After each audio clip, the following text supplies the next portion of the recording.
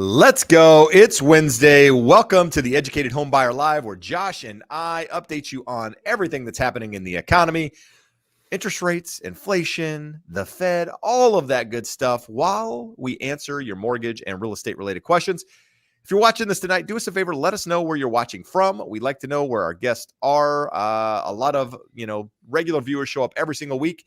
And it's good to see those names. Good to see those faces. We're not really seeing faces, but for those of you who aren't here regularly, let us know where you're watching from. Even those that are here, let us know. Josh,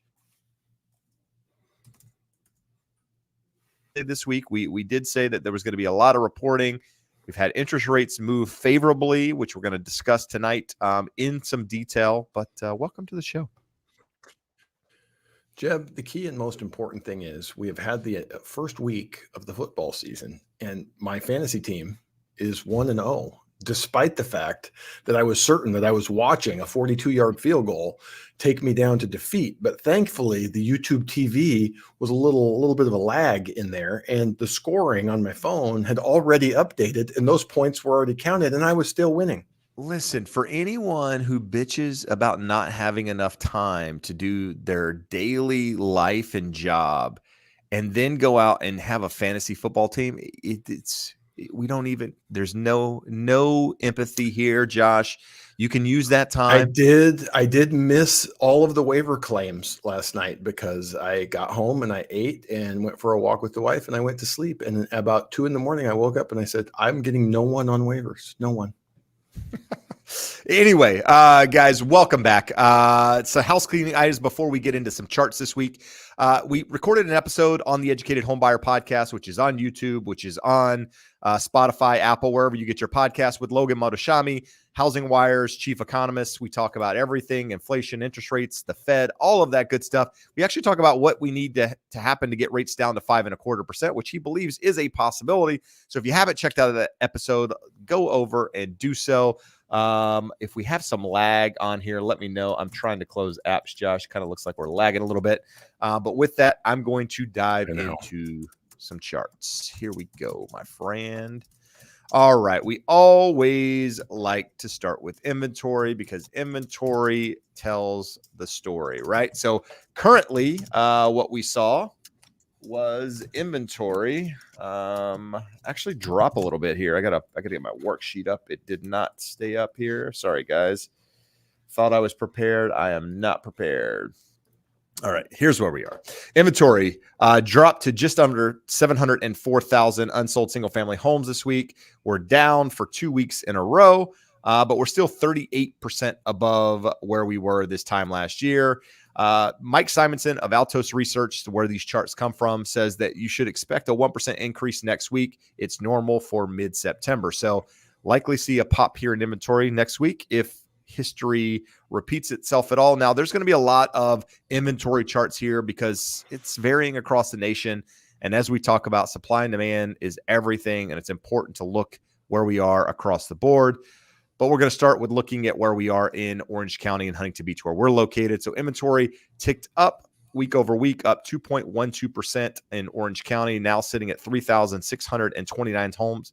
That's the highest level of homes we've seen since about November of 2022, Josh. So kind of sitting at a high level there. It might even be a little bit higher than mid 2022. Huntington Beach, we haven't peaked for the year. We're actually slightly below that peak at the moment, or maybe we've peaked. It's hard to say because we don't know where inventory's trending, but we're currently sitting at 251, which is not the highest level that we've seen this year.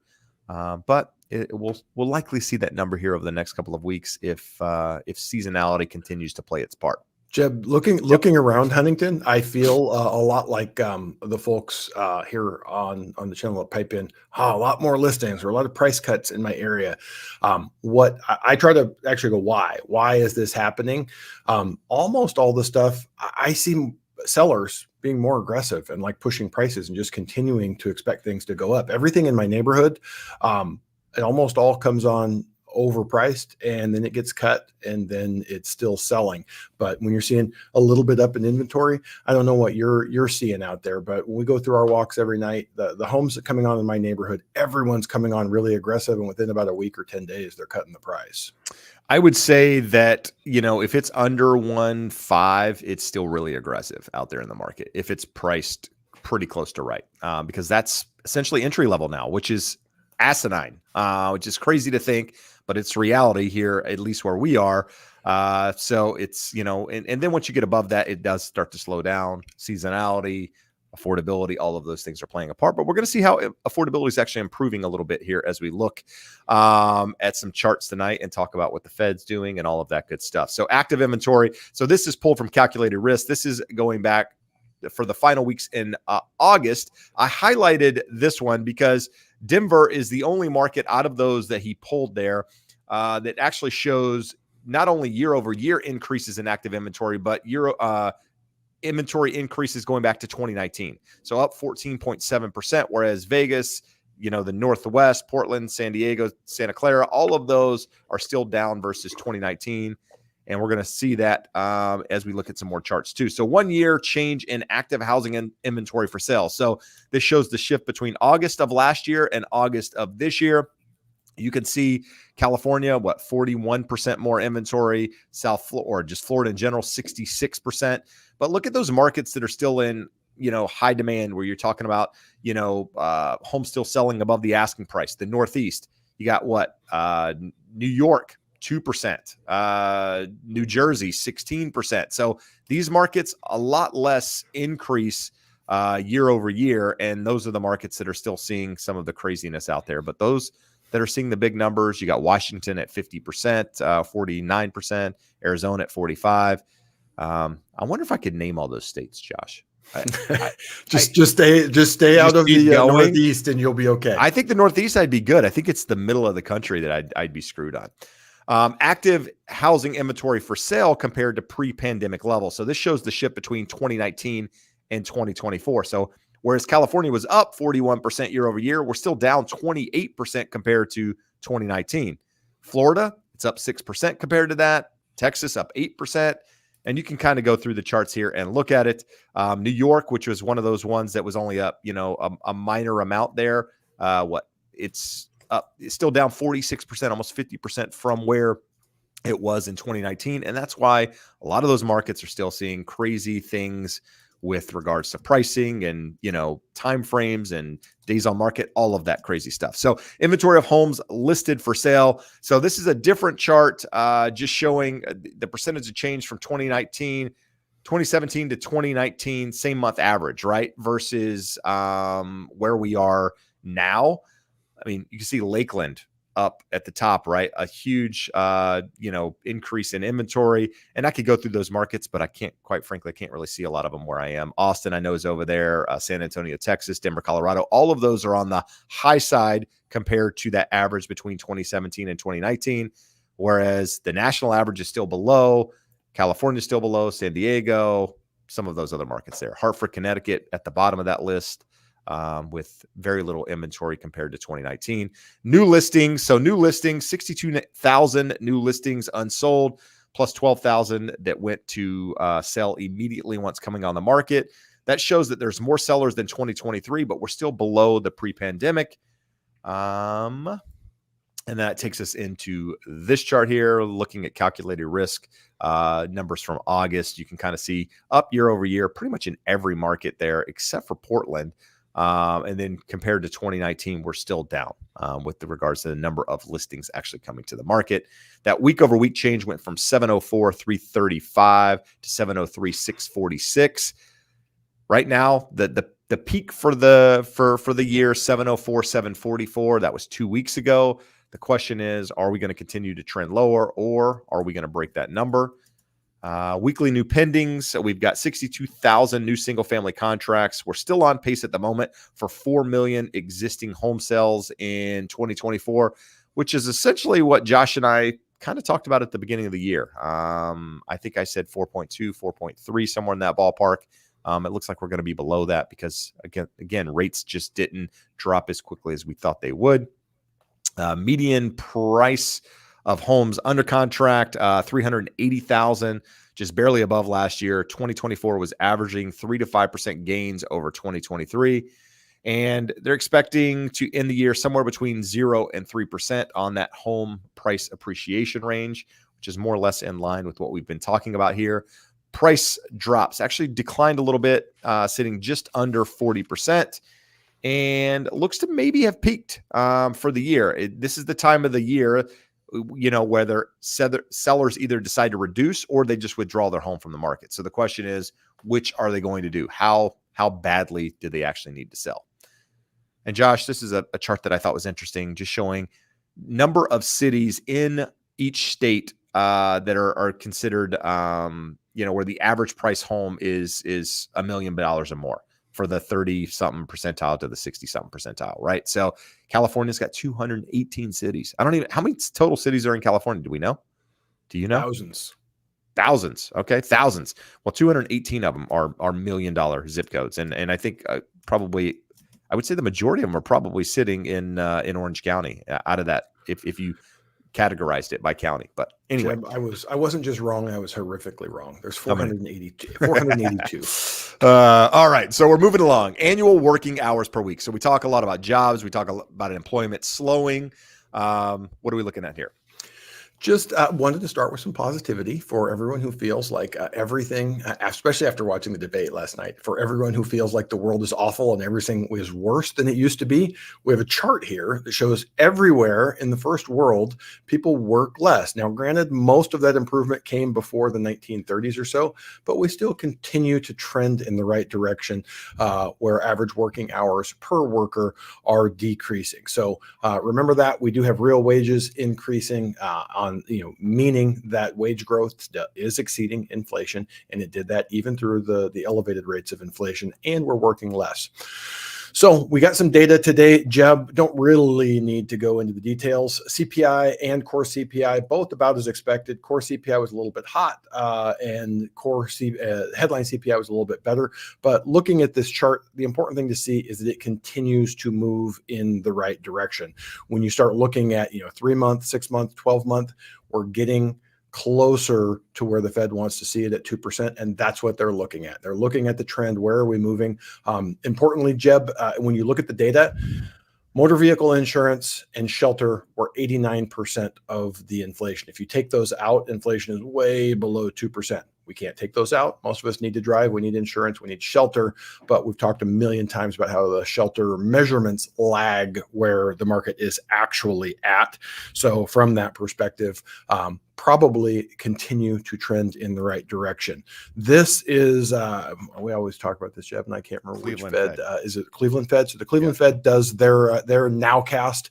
And if you look at that, they're looking at headline CPI approaching 2.29 next month, core CPI 3.11, and then PCE 2.09 and 2.66. So again, the trend is our friend, moving in the right direction, still not back where we want to see it. And as those shelter costs catch up, likely to get to 2% sooner rather than later. We occasionally throw this in here. Trueflation, again, this can be a volatile number. It can bounce around from week to week because it is also a nowcast. They're pulling in all those data points immediately. But again, looking at that trend, they're reporting it at 1.1, and that is what we're talking about. They are capturing shelter costs in real time, whereas the data, the way the Fed measures it, is lagging and is keeping that elevated. So should continue to see, based off of this, continued improvement on CPI or inflation in general. Jeb, this is the one that everyone wants to know. So we talked about all the data points that were coming ahead of next week's Fed meeting, and those data points would be likely to dictate whether the Fed does a quarter or 50 basis points. Everyone expects them to cut. They're not going to disappoint the market. And as of today's CPI data, 85% chance that we get a 0.25% cut, 15% chance we get 50 basis points. But as you astutely pointed out when we were looking at this earlier, the greater odds are for a 50 basis point cut at the next meeting. So just after the election. Interesting approach if that's the direction that they go, but only time will tell. So this is the actual money shot of today's slide deck. What happens during Fed cut cycles? So going back to the early 80s, there have been 8 different cutting cycles. 140 basis points is the average decrease in the 10-year yield from the cycle peak before the Fed starts to cut. So we've talked about this. We actually did an episode of the podcast a week ago Tuesday that Fed cuts don't dictate interest rates. So before the Fed ever cuts, in all of the cycles over the last 44 years, the market 10-year Treasury yields have already improved 140 basis points before the Fed ever cuts. Once the Fed starts the first cut, you generally, on average, have another 150 basis points before you hit that cycle bottom. So let's look at that in real terms. What does it mean for this cycle? Well, we peaked at 5.02 back in October of 2023. We're currently at 3.66. That's down 1.36. So if history is a guide and we're dead on accurate in terms of the average over the last 8 cycles, we would be down another 0.04 prior to the Fed cut. If you average it, Josh, we're basically at 1.4, right? Where pretty much there, which is the historical average. Yep. So then if we say from 366 down 150 basis points takes us to 2.16. So round it up, say 2.2, that would be our target if history is an accurate guide, which it has been so far. Does it mean it's going to be dead on accurate? Could it be a little less? Could it be a little more? Yeah, it could.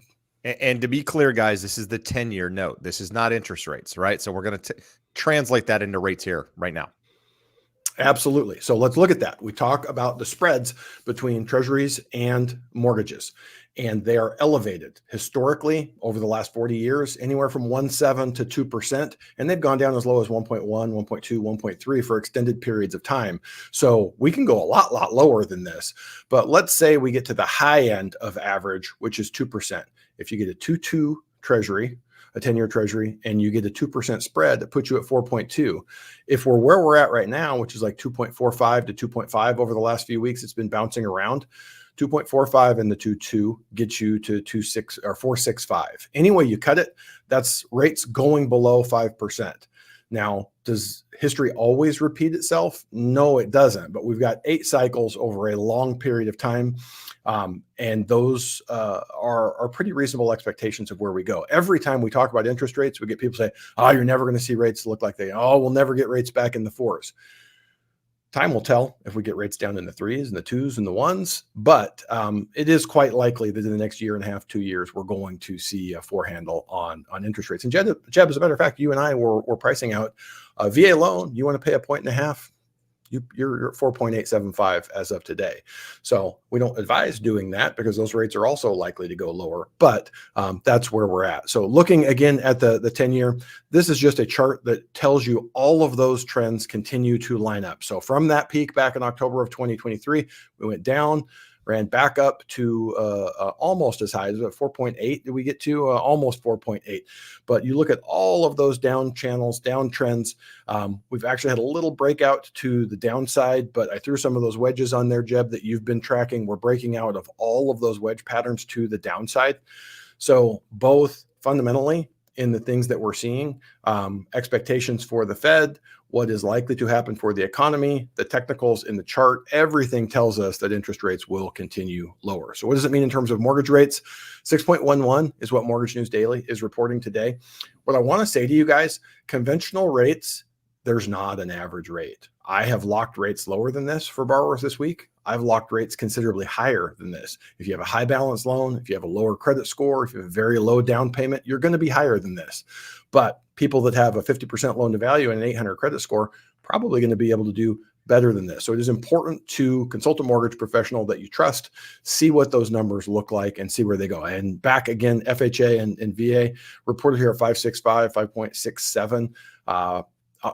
There's a lot of numbers in there that a lot of lender types, different channels where they overprice government loans in the broker channel and the wholesale channel. We're closer to 5.25 on that.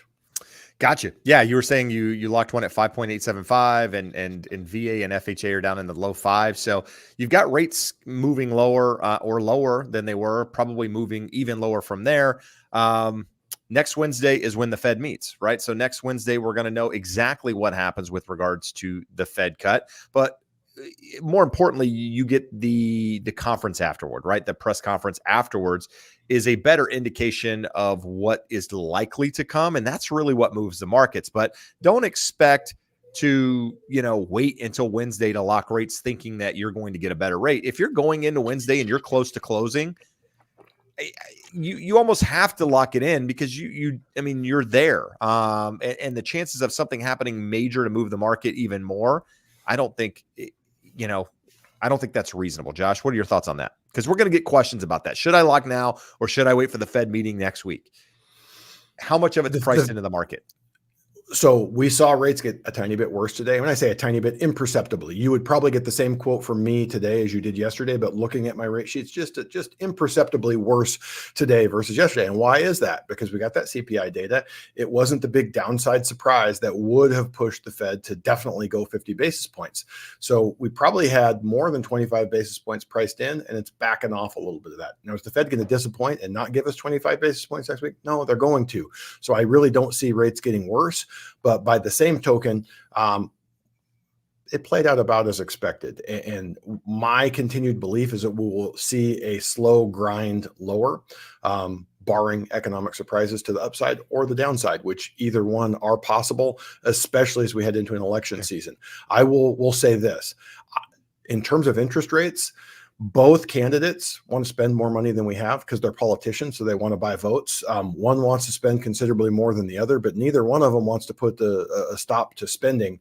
The big risk would be, do they get the keys to the checkbook? So what does that require? It requires one of those candidates winning and their party winning both sides of the Congress and the Senate. So as long as you get one of those split, then whoever has the presidency is going to be kept in check, which we really need. Because apparently Americans are too dumb to actually demand accountability from their politicians.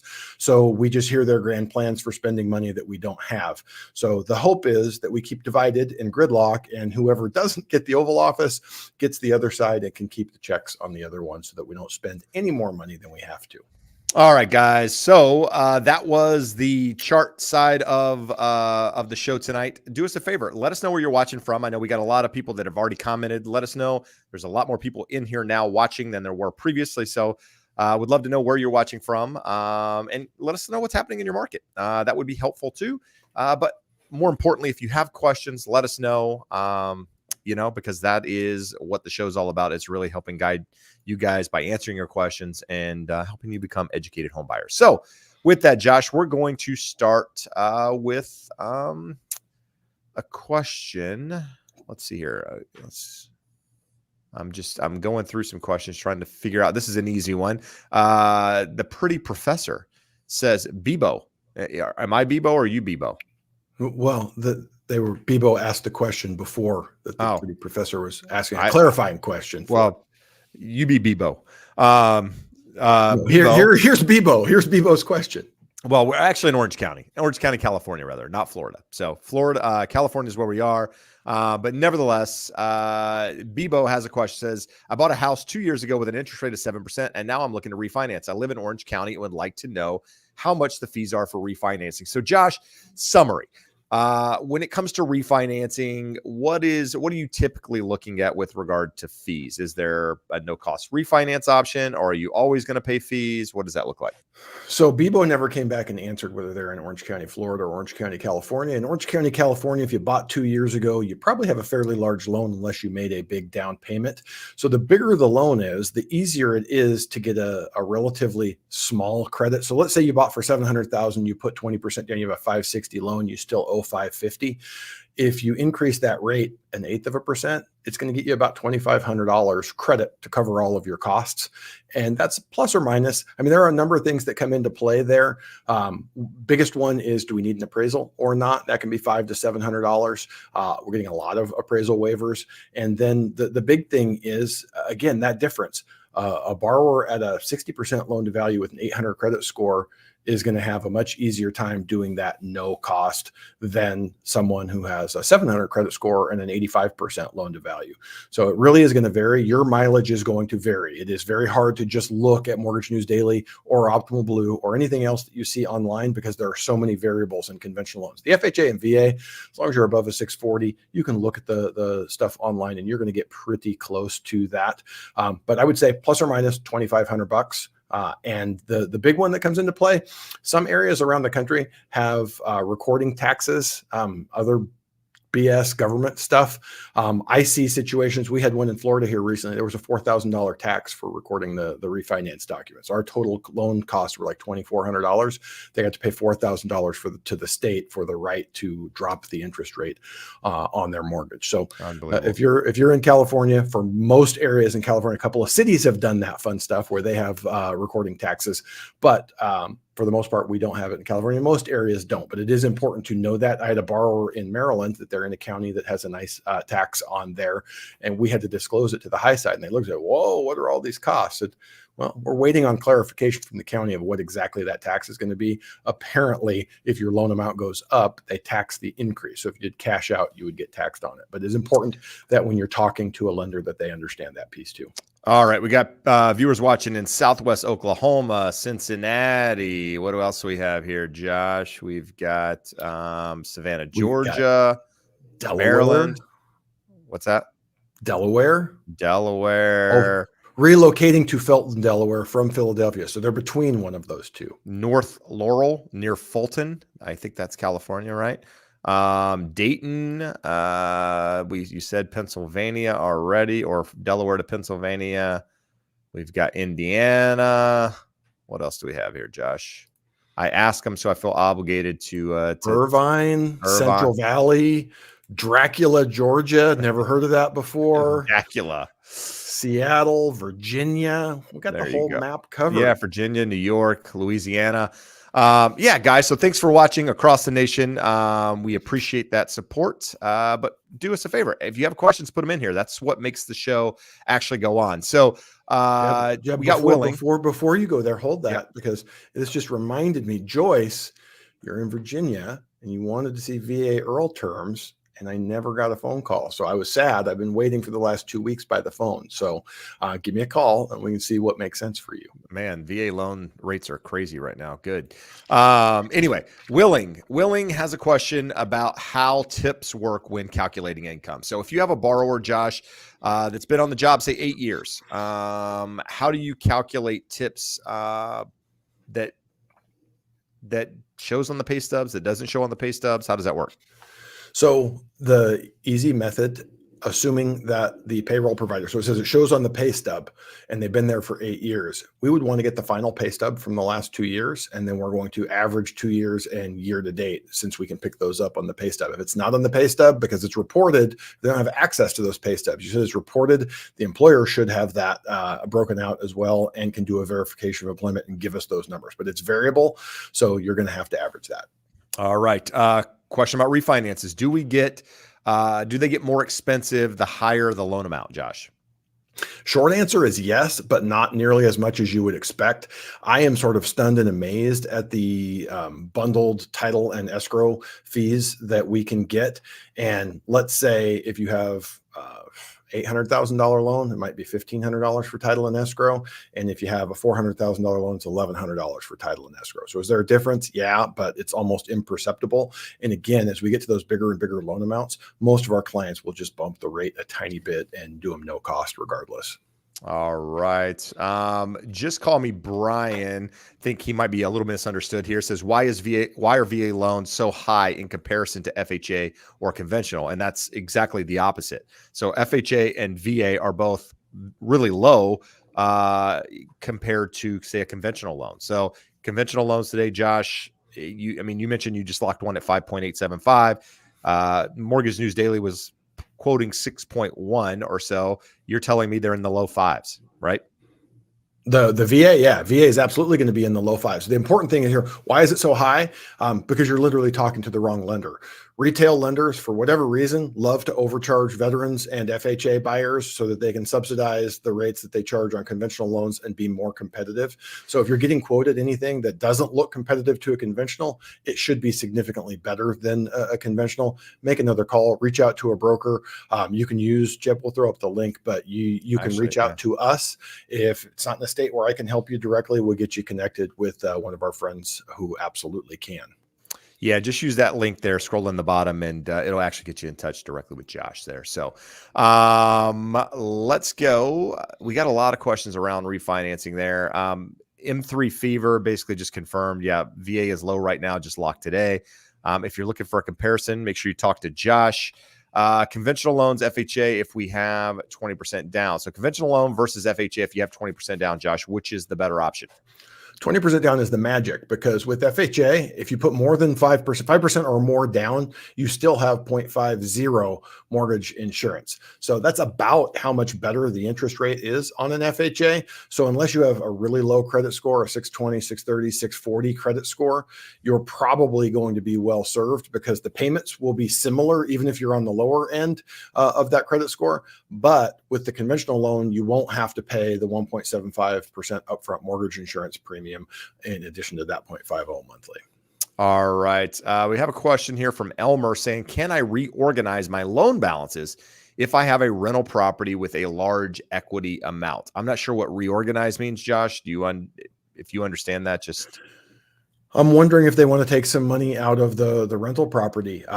A benefit to this, I'm reading between the lines here, but let's say that you owe $500,000 on your house, and the way that shakes out is oftentimes you're not really getting much of a tax benefit because husband and wife are way up in almost $30,000 in terms of a standard deduction. So if you have a $500,000 loan, even at 6%, you barely exceed that.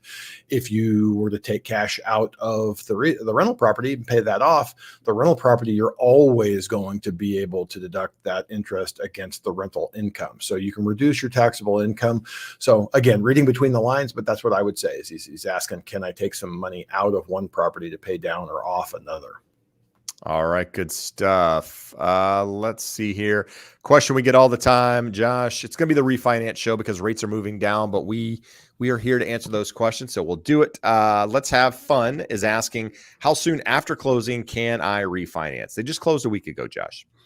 You can close as soon as you want. Post 2008 and the TRID guidelines, very few loans have a prepayment penalty. If you're doing a bank statement loan, a DSCR loan, you might have a prepayment penalty. But if you're doing any of the loans we're talking about, Fannie Mae, Freddie Mac, FHA, VA, USDA, you do not have a prepayment penalty.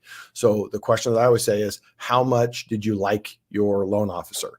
Because your loan officer or the company that did that loan, if you pay that loan off within 180 days, they are going to pay an early payoff penalty. So most borrowers do 0-point loans. They don't want to buy down a rate. They don't want to pay points, but we still make money on that. So when we sell that loan, that's a valuable asset, and the lender pays us for that. Well, we have to pay everything back if that loan pays off within 180 days. So let me give you an example. About 2 months ago, one that we let off the show in the slides and gave the success story, Bronson, a listener down in San Diego. I have to call Bronson back, sent me a message today. We looked at it. We almost locked at the highest point in the last 90 days or so. And from where he is to where he is, where we locked him then and where he is today, it's $800-something thousand loan, and it's almost a full % difference in interest. I can't tell him in good conscience, hey, brother, I need you to wait till 180 days. So we're going to do his loan for him, and we're going to make money on the refinance, and we're going to pay back the money that we made on the purchase. So it's a wash, but sometimes the market moves quickly and that needs to happen. So what I would say, again, if you like your lender, if they did a good job for you, you were comfortable with their service, their terms, everything, and the market has just shifted, go back to them and give them the opportunity. And I'll say this, I've talked to multiple people here with $250,000, $300,000 loans that are at a not quite as bad interest rate. And if you're only looking at a 0.5% savings, we've gone through, we can kind of go back at the napkin and say, do those numbers work? But if we think that rates are going lower, a lot of those people are better holding off. So if Bronson had a $225,000 loan instead of an $825,000 loan, we might have a different conversation. But in this instance, it is absolutely the right decision to lock in the benefit today, even though we think if we wait another 4 months and that early payoff penalty is gone, he's going to get an even better interest rate. We don't know that for sure, and it's too much money to leave on the table.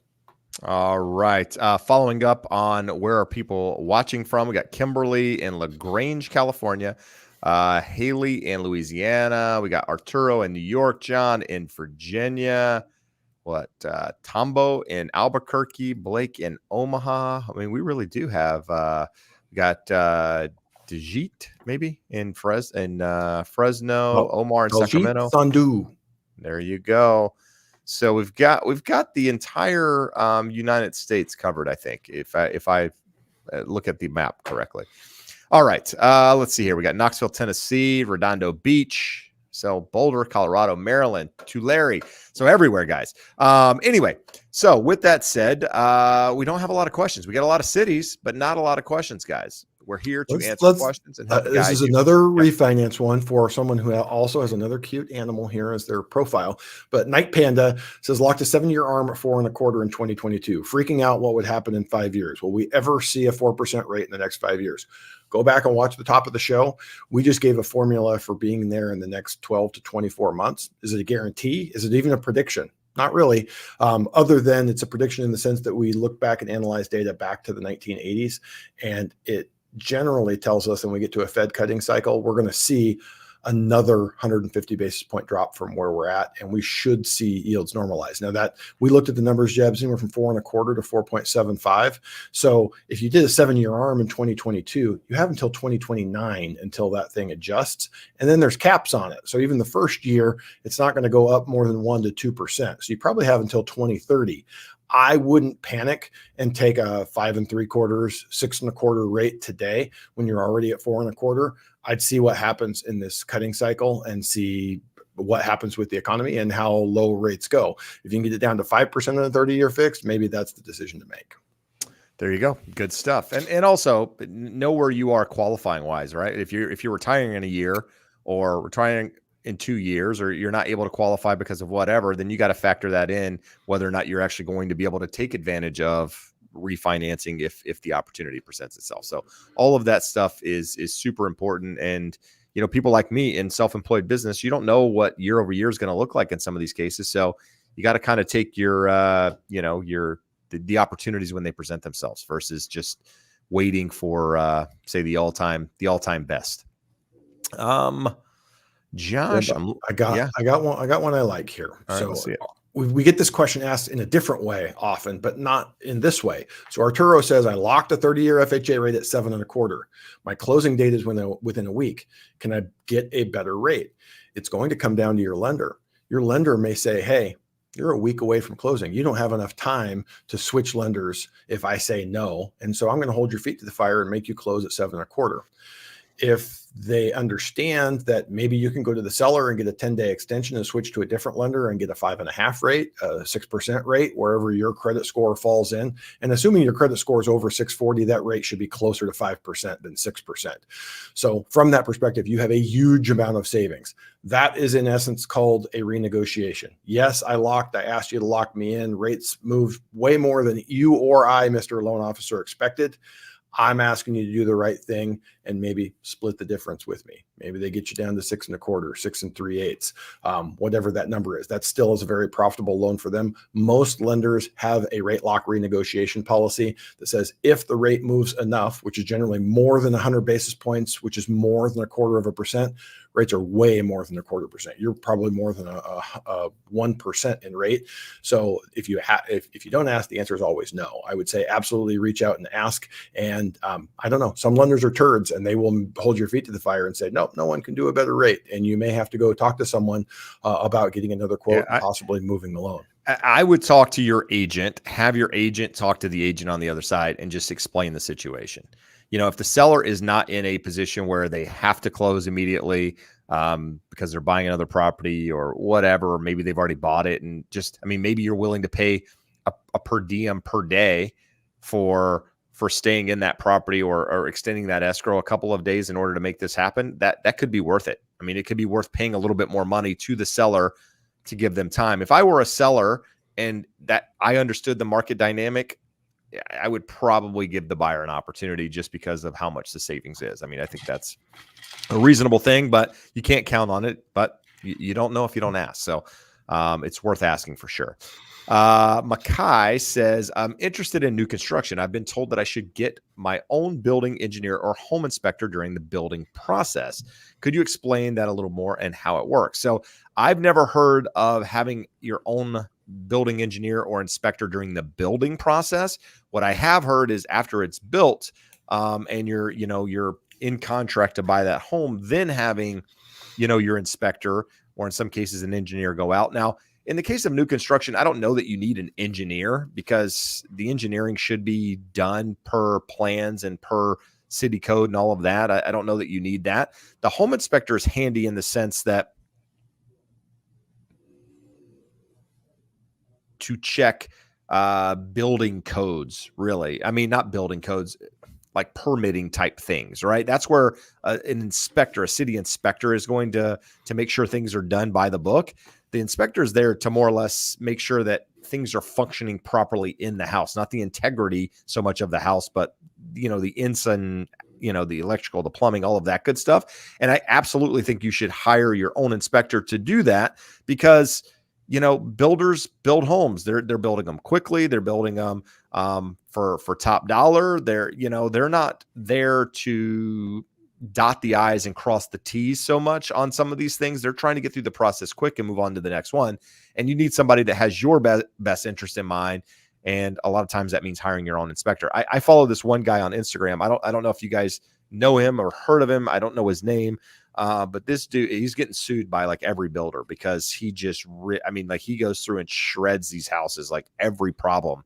And he would be a nightmare inspector, but on new construction, he would be the guy that you want, because he's getting things to happen that you wouldn't see, that you wouldn't know, and so on and so forth. So if you guys are interested, let me know in the chat, and I'll try to find his handle there. If maybe somebody knows it, you can put it in there. But yes, you need an inspector. Josh, we got Mike saying, currently in Northern Virginia as a buyer with rates coming down, should I be in a hurry to buy in fear of house prices rising, or take my time and save more in the meantime? So Josh, should anyone ever be in fear of how, well, in 2020, 2021, I guess there was a fear of prices rising, but is that something you should concern yourself with, or should you just focus on what you can control? I almost think that we're looking with this question at the opposite side of it. Should I be in a hurry to buy in fear? Never do anything in fear, but take my time and save more in the meantime. When we talk about this, saving more, what are we talking about? 6 months, 9 months, 12 months? How much can you save? $10,000, $20,000? Let's say you're a great saver. You save $25,000. At current rates, it's going to save you $6 per thousand. So $150 lower in monthly payment. What is the likelihood that if rates do go from here to 4.99 over the next year, are rates going to, our home prices are going to turn around and skyrocket? Are we going to go back to 2020, 2021? I don't think so, because prices are still high and rates are still high relative to that time frame. So we're not going to get into this hyper home inflation like we saw in that time frame. But it would be foolish to think it doesn't have an impact and push prices higher. So if you're looking at a $500,000 house and it goes up 2% over that time frame, that's $10,000. At $150 a month, it's going to take you a long time to recoup that savings. So don't do anything in fear and force your own hand. But I also don't think that you can sit here and go, hey, I'm going to slow play this and save up some more money because it's going to be financially better. I think prices are going to continue to trickle up. I think what I'm going to do, Josh, is Love for Puppies named the guy. It's Cy. That's the guy's name. He's from Arizona. He I forget what, Phoenix market, somewhere in that ballpark. Anyway, he's in Arizona. We should have him on the show. I should reach out to him. I know he just hit 100,000 subscribers on YouTube too. So we have something in common there, but we should have him on and talk to him about what he's seeing out there, because he's definitely an interesting dude, and he's getting a lot of publicity right now just because of everything that's going on. Cy Home Inspections there. M3 Fever just found it. All right. There's a couple questions here, Josh, that I think are easy to go through. I'm going to just rapid fire them. You give me, a short answer if you can. Going to refinance soon. Every quote gets a hard credit pull. How many quotes should I get? Shouldn't be getting a hard credit pull on everyone. It's not required. If you have one hard credit pull, I would ask for a copy of your scores. We are technically not supposed to share your credit report with you. There is a consumer copy that we can give you that redacts a lot of your important information, because that can be used for identity theft. Just long way of saying that is $100 report. Maybe someone gets it cheaper at $65, $70. It's expensive. I don't want to pull a credit report on everyone I talk to. So if you can tell me, hey, Joe pulled my numbers, Susie pulled my numbers and said the mid score is 742 today, we're going to price off of that. And then you need to know that it's going to have to confirm it when we pull. But more importantly, for most of our clients, we're doing a soft pull. We can do a 3-bureau soft pull. That soft pull allows us to do an automated approval. If you're not quite sure where you're at, or if you tell me it's an 800 credit score, we might do a 1-bureau. It's cheaper and it'll confirm, yeah, Jeb was right. He's got an 802 credit score. So you don't have to have hard pulls. You don't have to talk to 50 different lenders. You really don't need to talk to any more than 2 to 3 for you to get a comfort level. And again, if we think in a purchase market that's crazy, that people calling and wanting the lowest bidder, they want the absolute rock bottom lowest interest rate. And I get these crazy calls all the time. And then I get a call about 2-3 weeks later. Hey, this person changed the terms on me. It wasn't what I was supposed to do. They dropped the ball. I'm not eligible for that interest rate, or they didn't get my loan approval. You want a combination of good terms on your loan from a knowledgeable expert that is going to service you properly. That was exactly opposite of what I asked for, Josh. I said a short answer and you just did like a 4-minute answer. So Josh, I'm not answering any more questions. I'm out. I'm laying out. Jeb's answering the questions from this one. Yes or no? Is PMI higher or the same as purchase on a rate refinance or rate and term refinance? Yes. It's an interesting question. It's one of the questions that is asked when we put it into the calculator. So could it be different? In general, when I look at them, they're very, very similar. It's based primarily off of loan to value, credit score, number of borrowers, property type. Got it. But if your credit scores have improved, your loan amounts dropped, equities changed, all of those things can factor that PMI, correct? Yep. Okay, good stuff. BizDac says, how much do you guys think closing costs to refinance? So Josh, you talked about this earlier. It's always something that comes up. Is there an average number? I think this is such a tough question because people factor so many things into it. But what's your best answer? Plus or minus $2,500, just like the question was answered 15 minutes ago. But that can vary all over the place. If we don't need an appraisal, it's going to be cheaper. If it's a really high purchase price, it's going to be more expensive.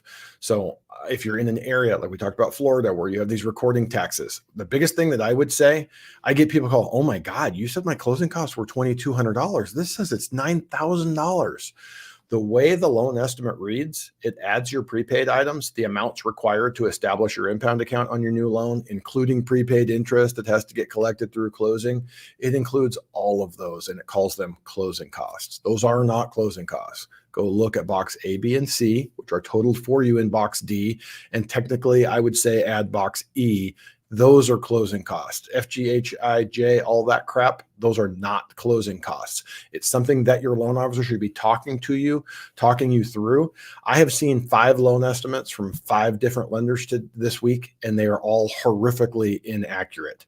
So just take it with a grain of salt. Some of these were big lenders that I assumed they're big call centers, one of the biggest in the country. I assumed their technology would get certain things right. Dumb things like not having, in California, we have a $225 tax statewide. So I mentioned we don't have those. Statewide, we do have a $225 recording tax on refinances. They didn't have that on there.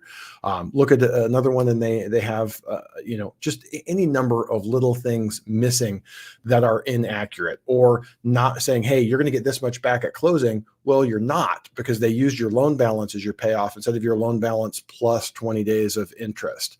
So a lot of things. The big one that I see a lot, Jeb, we get FHA streamlines coming over. There's a maximum calculation. Your maximum loan amount on an FHA streamline is your current loan balance less your mortgage insurance premium refund plus 1 month of mortgage insurance plus your 30 days of interest. I keep getting numbers over here showing people adding $10,000, $15,000 of closing costs into their loan and not bringing anything at closing.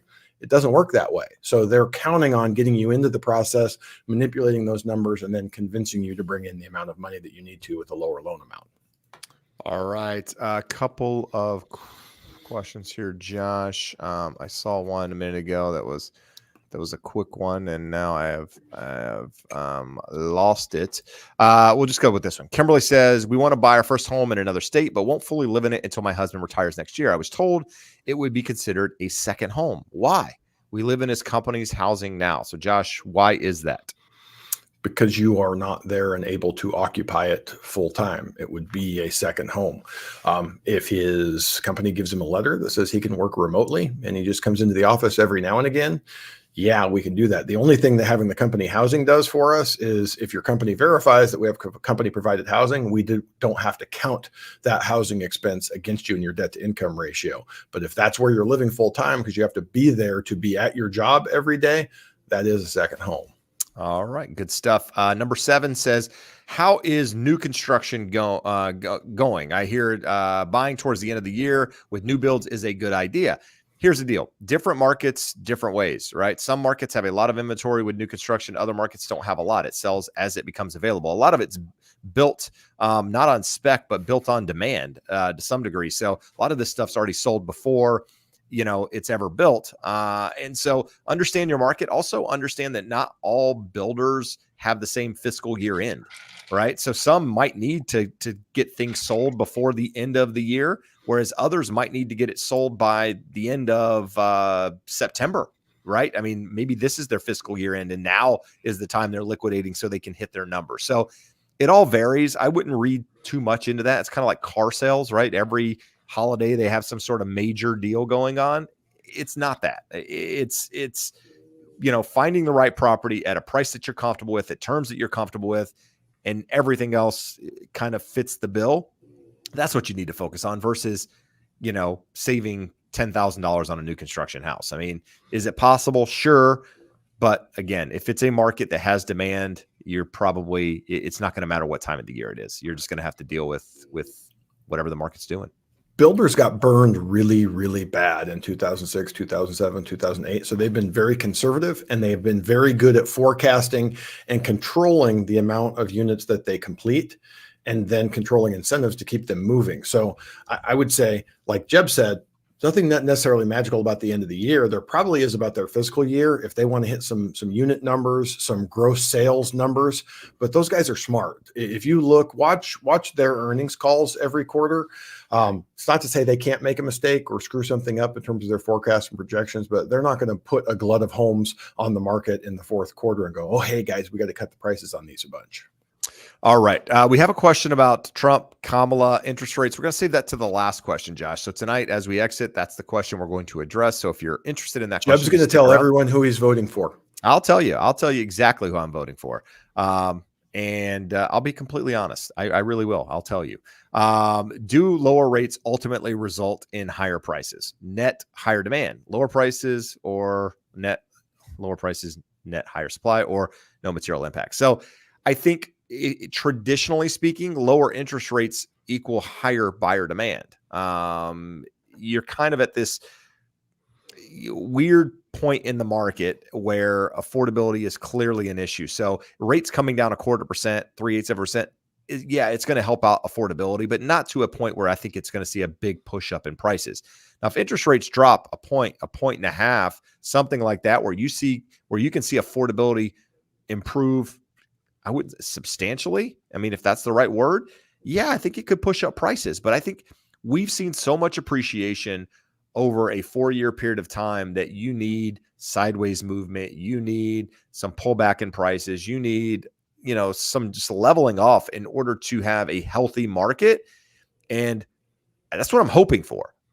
I hope, right? It doesn't really work, but I'm hoping that we don't see a lot of demand come to the market with lower interest rates. And so at the time, I think affordability is still a bigger factor than some of the other deals out there, but a lot of it has to do with inventory and everything else, right? If inventory stays tight, it's probably going to drive up prices. If you can see some more inventory come to the market and things settle down a little bit, then I think more leveling off than anything. Josh, anything on that? Similar.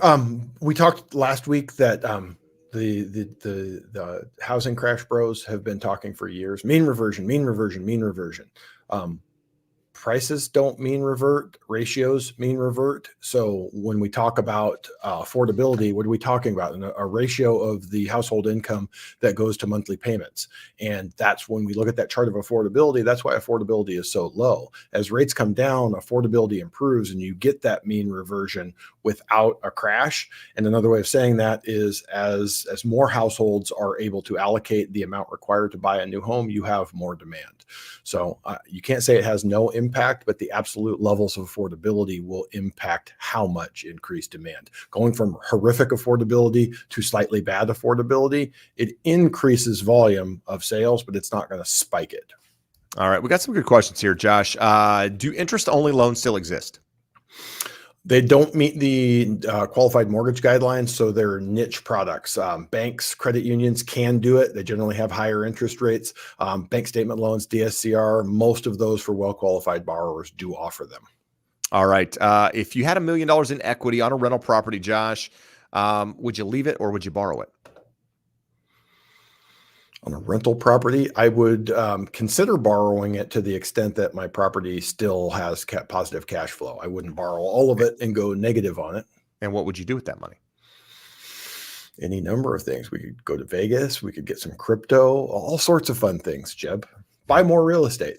If you have one property free and clear for $1 million, I in general would prefer having $2 million properties with $500,000 loans. As long as I don't need the cash flow, a free and clear home is going to kick off a lot more cash. But I would rather own both of those assets because slow, steady 3, 4, 5% growth over 10, 15, 20 years before I retire is going to make me a lot wealthier than just having one of those properties. And having a loan could give you some tax benefits and some other things on that property, which you're not getting at the moment. So there's some things there. So leverage is a good thing if it's done correctly. But obviously you got to know, what you're planning on doing with the money. Don't just, if you're just going to throw it in the bank and do nothing with it, then just keep it in the property. If you're actually going to invest it, leverage it, try to make more money, then I think there's an opportunity there. Ryan says, do you recommend a mortgage lender versus a bank or credit union? Kind of clarify that, Josh, because not real clear there. Chase is offering 1/8 of a point for every $250,000 in assets moved into their brokerage, but their customer service is questionable. Yes, questionable is being generous. The answer is check with several and see what you can get. In general, whatever Chase is offering, unless you got a couple $1 million to move over there, we're going to be able to get you terms as good or better. But there are unique situations out there. Jeb found himself in a unique situation and he went to a major bank because for us to do it, I would have had to dealt with a lender that I wasn't comfortable with our service levels. So from that perspective, you just want to check. I would check with a broker. You have a broker, you have independent mortgage banks like a guaranteed rate. A Rocket Mortgage is an independent mortgage bank, Loan Depot. Then the big banks, Chase, Wells Fargo, US Bank, that type of stuff. And then most people aren't aware that you're not going to get a good deal from most credit unions because they're not lending their own money. They're small and they're glorified mortgage brokers. The big credit unions do lend their own money, and they sometimes do have unique products that aren't available through other channels. All right. Bebo asked a question earlier. He's come back in a couple of times. Sorry to bother you, says, but if I refinance and lower my mortgage payment, can I lower it again without paying fees if the interest rate goes down again? Yeah, going back to that original question, you're here in Orange County, California, $2,500 plus or minus, maybe a little less, maybe a little bit more. We can easily do that, no cost. Most of my clients, you went through the numbers. I think it's an $850,000 loan. Most of my clients with loans in that size, they're doing them no cost because we do expect that the rate's going to go down. So if we can drop the payment $400 or $500 a month with a no cost refi right now, let's do it. I'm going to ask them, please be cool and let's watch it and wait 6 months so I don't get hit with an early payoff penalty. And then if rates have cooperated, then we can move it lower. And if we think we're getting somewhere near the bottom and you want to take the absolute lowest rate, you want to pay a point, you want to pay your own closing costs, we can absolutely consider it. But it's a pretty easy calculation to pencil it out for you so that you can see that. You're in Orange County, I'm in Orange County. Use the referral link at the bottom. More than happy to go through it with you and pencil out all of those options. Good stuff. A question here on a VA loan. Is there an advantage, Josh, to putting a down payment, or should they use that to invest? What's the impact on the loan with, say, 5,000 down versus 0 down? So the answer is yes. And in the examples you gave, no. So 0 up to 5% down is going to have a first time use funding fee of 2.15%. On 5% to 9.99%, it's 1.5%. And if you get to 10%, it drops to 1.25%. So putting 5% down is an advantage. It's 0.65 lower in that funding fee. And especially if it's subsequent use. If you put zero down on the second, third, fourth, fifth time you've used your VA loan, it's 3.3%. And that's egregious. You buy a $500,000 house, you got $17,000, $18,000 of funding fee in there. So if you're going to use it and you're not exempt from the funding fee, if you're going to use it a second time, a third time, you probably would want to put 5% down. So unless you're at a really, really low purchase price, putting $10,000 down isn't going to make any difference. So at that point, say, hey, what's more valuable? We talked earlier in the show, $6 per thousand, having a $60 lower monthly payment, or $10,000 to invest and do other stuff with. All right. Question of the day, Josh. Question of the day is, what happens if Trump wins versus Kamala wins versus Trump with regards to rates? Or go back and say the same thing. They both have plans to spend. One of the two has plans to spend far more money than the other. But either way, if you're broke and you're spending money you don't have, it's not positive for the economy. Now, long run, in the short run, you'll see knee-jerk reactions to those spending plans if they can be passed. You will see knee-jerk reactions of possibly rates getting worse. What we've seen over the long haul is deficit spending decreases growth because money comes away from productive purposes and goes towards debt servicing. And with that, lower growth, lower inflation, lower interest rates, but not in a good way over the long haul. As we talked about earlier in the show, as long as we have divided government, as long as one of the Senate or Congress stays in the opposite hands of the White House, they're not going to be able to pass through some of the crazier spending plans that either of them have. Yeah, if you want to see rates go really low, you've got to see a really bad economy. And I don't think we want that, right? I don't want that. I don't want economy so bad that interest rates are 1.5%, 2.5%. I mean, that's a shitty economy, right?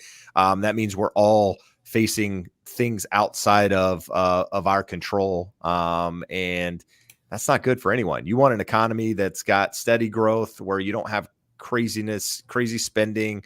I don't know what's going to happen on that front. But with that said, Josh, there's another question here. I do want to throw it in here because it's something that's important. We got wildfires right now in California, 3 here within just a short distance of us. And I think 19,000 acres was the last thing I saw, Josh. It's probably well over that now. That was yesterday sometime, I believe. But the question is, what's the best mode to find out if a house is insurable since it's probably close to a brush fire? Should I don't know. Seller's agent just said to apply to California fire insurance and you'll be fine. So what's the best way, I guess, is the better question. So California Fair Plan gets you insurance. It doesn't get you insurance you can afford. We have a listener to the show that I've pre-approved. He's down in San Diego, and he was looking out in some areas that were in very high fire hazard areas. They're looking about plus or minus $500,000 purchase price, and they were looking to at $5,000-$6,000 a year for fire insurance. They go, that's nuts. We can go to another area and it's $150 a month instead of $400 or $500 a month. So really, it just comes down to your budget. I do have people all the time that decide to buy in the high fire hazard areas, and they're able to get the insurance because of the government plans. I've never seen anyone have to get paid out by a California Fair Plan policy. I don't know what that looks like. And those premiums can be really, really egregious. There is a map. Jeb, maybe next week I'll dig it up and we'll put the map out where you can plug in an address and it'll tell you whether you're inside one of those shoulder areas where it's going to be elevated, or if you're in a high fire hazard area that it's going to be fair plan and it's going to be that would be good. Expensive. That'd be a good map to have. The other thing you can do is just call an agent. Say, hey, I'm interested in this house, or can I have you look up properties when I'm serious and ready to write an offer? And you can get a ballpark idea of what a quote looks like. All right, we got a lot of good questions here coming in, Josh. Let's take a minute here. I'm good. Do you got to get to the kids? I mean, I do, but let's just answer a couple here. Eduardo says, my mortgage has gone up due to insurance and taxes. Insurance has gone up $1,000 compared to last year. Is this kind of rate increase normal? Any advice? And the easy answer is no, it's not normal. There's a lot of things happening right now with insurance. One of the things, especially in California, I don't know how this impacts other states, is that California insurance companies were basically restricted on raising rates for, I think, about 5 years. They couldn't raise rates for a 5-year period of time. And what happened was the state of California, somebody, I forget something either expired or somebody passed a law and said, okay, now you can increase rates. And what happened was, because they haven't been allowed to increase them, they increased them to the max that they could in order to recoup some of the losses that they've had over the last couple of years in not being able to raise them. And that's why you've seen insurers leave California and so on and so forth. So the increases that you've seen year over year are not normal. Typically, that type of increase would have happened over an extended period of time. But even then, my insurance has more or less been the same for 15 years. I mean, it's gone up a lot at all. Yeah, it goes up, but it's nothing anywhere close to these numbers. So if you're in a state like Florida, state like Louisiana, a state like Texas that's seen a lot of natural disasters, California, wildfires, that sort of thing, you're going to be impacted more so than, say, middle America, not Oklahoma where tornadoes. I just watched Twisters, Josh. You don't want that stuff. But places where there's not craziness like that, less craziness out there. But I would think it would normalize here after you've seen such a big increase. Josh, let's see here. I saw another one that was a good question. Sorry.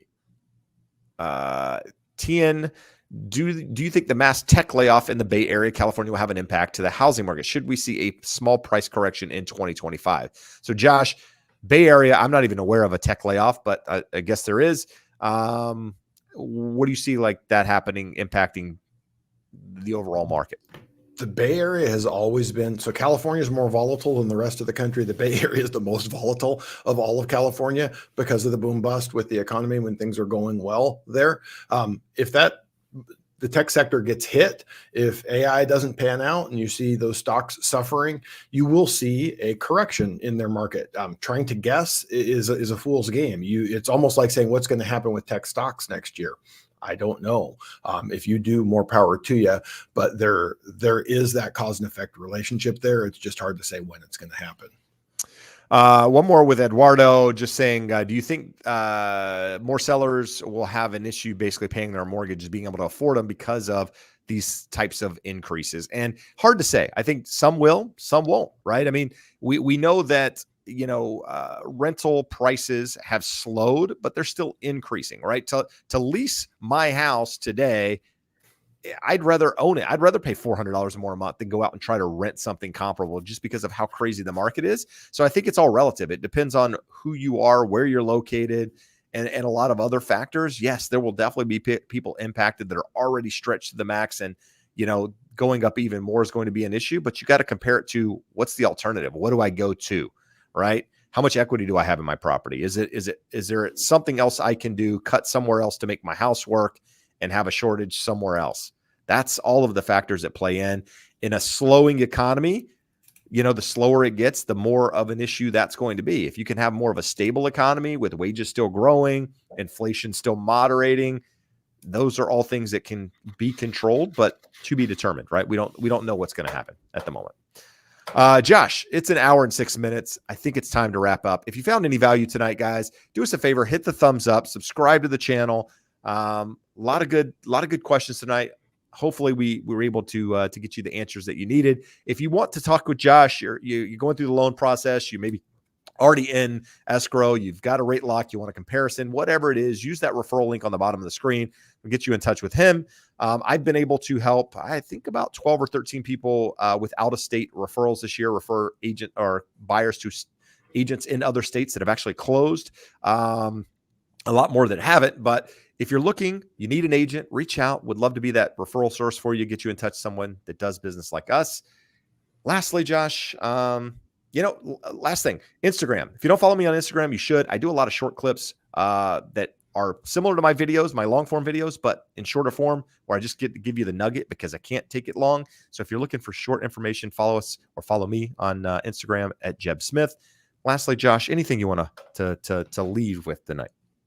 We've had a lot of really good and very different questions about refinancing. If I'm going to take cash out, do I do it now? Do I do it later? I need $10,000 cash out, but the cash out rates are higher. How do we work around that? We're helping a client in Long Beach do just that without having to pay a cash out interest rate.